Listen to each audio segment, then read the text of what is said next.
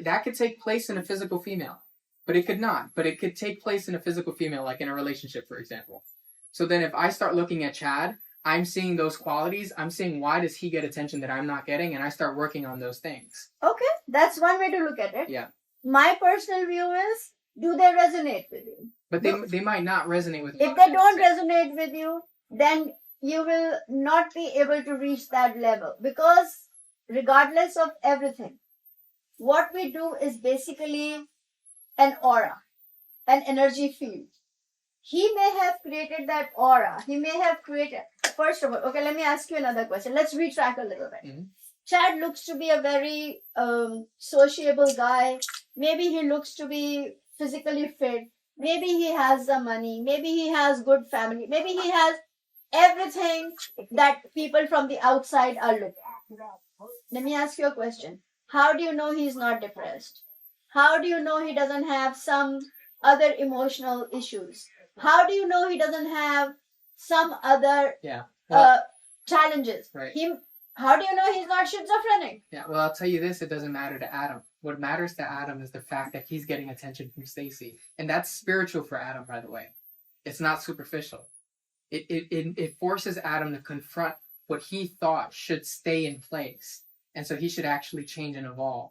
I'm only saying the way that I've experienced change and the way that I suspect other men experience change. Well, then that's very shallow. It's interesting. It's interesting. Yeah. It's very interesting, but shallow. Yeah. Because you need, first of all, I will come back to the same thing. Can I put in a quick analogy, one more sentence? Mm-hmm. The beautiful analogy that I'll probably paint is we look at who the squire has to become in order to save the damsel. She sees a dragon. He sees a dragon. That dragon could take place in many forms inside of our lives. Absolutely. The dragon could be anything. Those dragons are what he doesn't understand as to why Stacy chose Chad. That's the dragon. So it seems superficial, but it's actually a hero's journey. Everything superficial could have a deeper meaning if it instigates transformation. So if I love Stacy, or I love Valerie, or I love Chloe, or I love any of these names, any of these people, then immediately if there's something I don't understand, that's the dragon. So I have to cross a chasm. I have to become more than I am. I have to become a hero.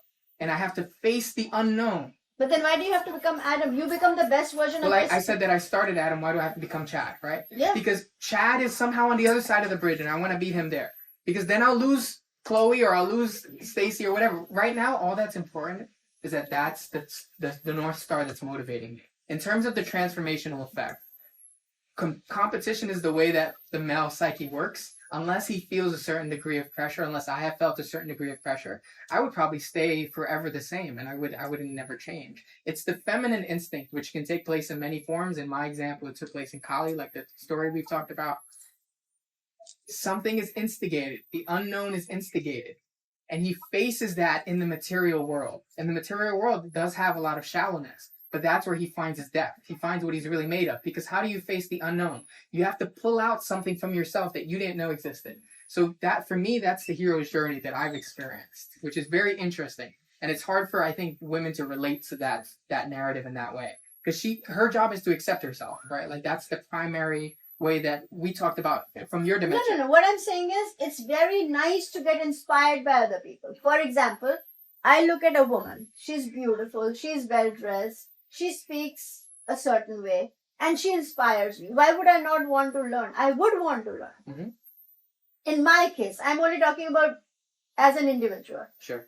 I have no competition. I don't feel competitive. And I think that's healthy for a female to not have that competition. But I don't have. Yeah.